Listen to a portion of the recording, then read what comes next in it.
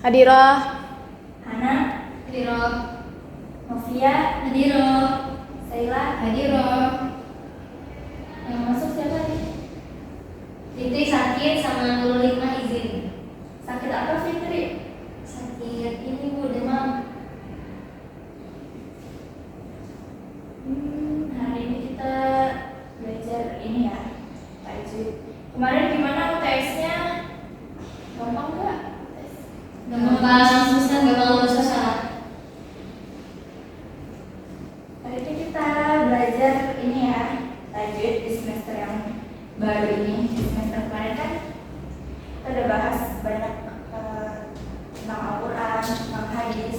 Nah, di pertemuan pertama setelah UTS ini kita bakalan membahas tentang mat, yaitu mat tabi'i, mat wajib mutasil, dan mat ismi fasil.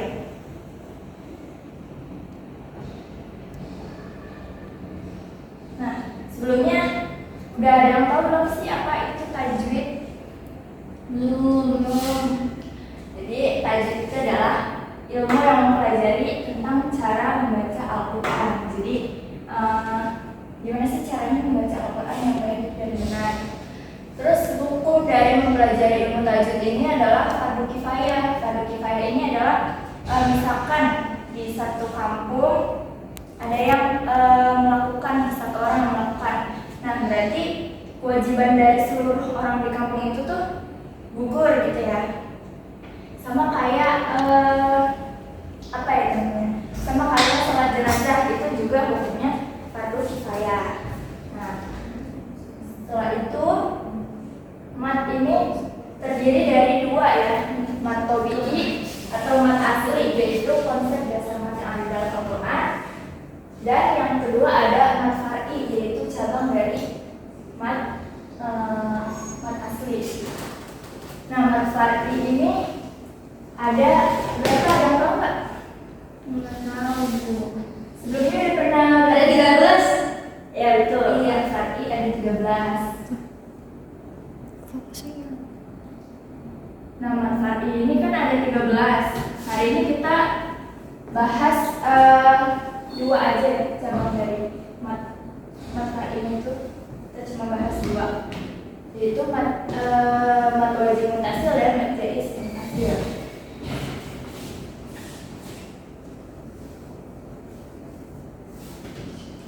Yang pertama ada mat tabi'i. Mat tabi'i secara bahasa, mat dulu secara bahasa itu artinya tambah. Nah, kalau menurut ulama ahli tajwid, mat itu artinya memanjangkan suara huruf yang wajib dipanjangkan. Huruf dari mat tabi'i ini ada 3. Apa aja? Tahu nggak? Ada tahu? Alif, waw, ya. Ya, tuh alif, waw, dan ya.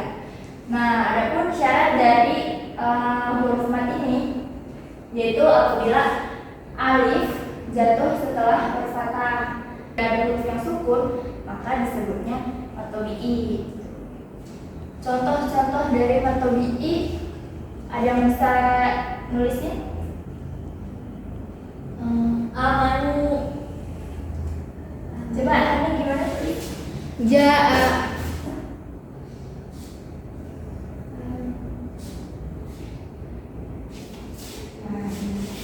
Kenapa dia bisa disebut mat tabi'i? Saya kenapa dia disebut? Karena ada rumah bertemu waw. Karena ada rumah bertemu waw. Sekali lagi syarat dari huruf mat yaitu apabila ada waw setelah rumah. Nah, selanjutnya yang ini apa namanya? Fathah. Contohnya la yasminu.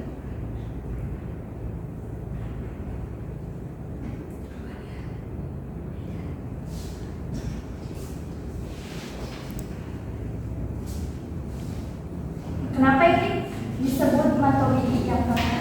Enggak tahu nggak? Sebab itu lagi lama alif. Sebab alif ada alif sebelumnya berharakat fathah. Kemudian yang kasroh contohnya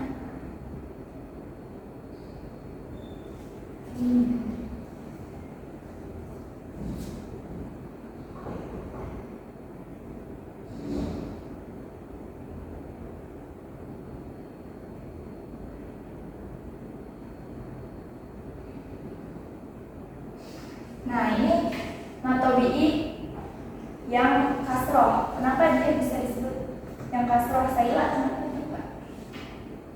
Kenapa? Matobi'i yang kasroh, kenapa dia disebut matobi'i kasroh? Karena dia ya sukun bertemu huruf sebelumnya. Ya, betul nanti. Ya sukun, ini ada ya sukun. Sebelumnya ada huruf yang berharokat kasroh. Nah selanjutnya yaitu salah satu dari 13 bagian dari hukum mat far'i. Nah mat wajib mutassil ini secara bahasa yaitu mat yang berarti panjang, wajib itu harus, sedangkan mutassil adalah bersambung. Secara istilah mat wajib mutassil adalah hukum bacaan yang terjadi apabila ada mat tabi'i bertemu dengan huruf hamzah yang berharokat fathah, dhammah maupun kasroh dalam satu kata. Nah, cara membaca mat wajib mutassil ini yaitu dipanjangkan menjadi 2,5 alif ya, atau sama dengan 4 sampai 5 harokat. Nah, contoh dari mat wajib mutassil ini dalam Al-Quran itu ada kalimat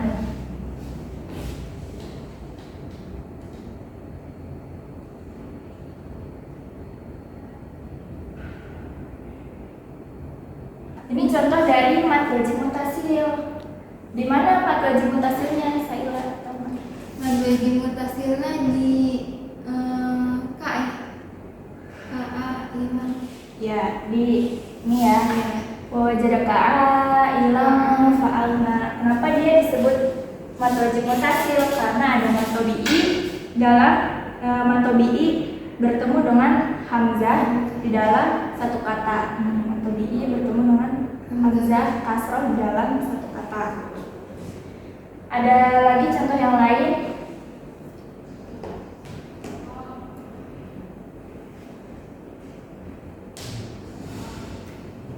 Dan ada contoh yang kedua, faja'alahu ghusaan ahwa. Nah, di mana dia mat wajib mutassilnya?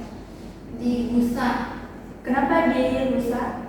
Karena ada mat tabi'i bertemu hamzah.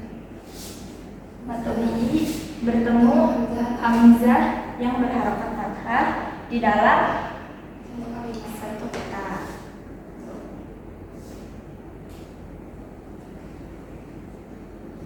Nah, cara membacanya ini kan 4 sampai 5 harokat. Berarti 4 sampai 5 harokat itu kalau misalkan dihitung dari jari ini faja'alahu husa'an ahwa, sama kayak ini wa wajadaka ilan fa'alna, itu ya cara bacanya kayak gitu. Kemudian selanjutnya yaitu ada mat jaiz munfasil. Nah, mat jaiz munfasil ini cabang yang kedua dari mat far'i. Maksudnya di sini itu kan tadi kalau mat wajib mutassil itu di dalam satu kata. Nah, kalau mat jaiz munfasil dia di dalam dua kata. Secara istilah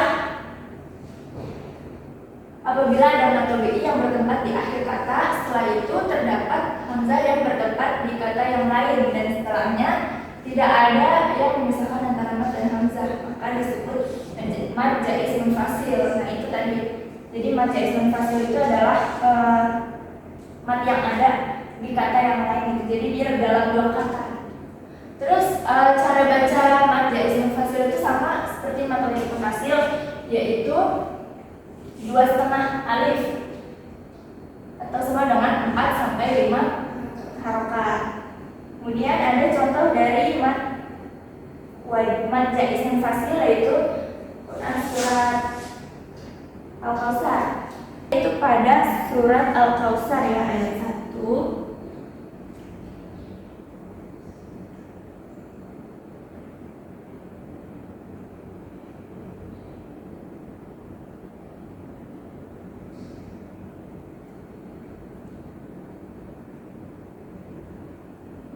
Nih, contohnya yaitu inna a'tainaka.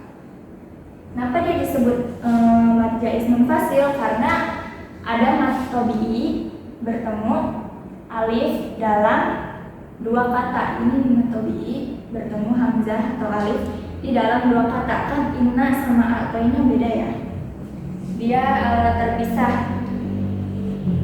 Terus cara bacanya tadi sama seperti mad wajib mutasil, yaitu 4 sampai 5 harokat. Berarti cara bacanya inna a'taina kal kautsar. Oke. Sudah selesai ya materi hari ini tentang mad tabi'i, mad wajib mutasil, dan baca ism fasil. Tadi mad tabi'i artinya apa?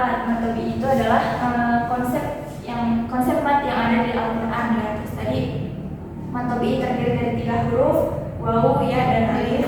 Kemudian ada mad far'i. Mad far'i itu adalah cabang dari mad tabi'i. Mad far'i terdiri dari 13 mad. Ya, sampai sini aja. Ada yang mau ditanyain?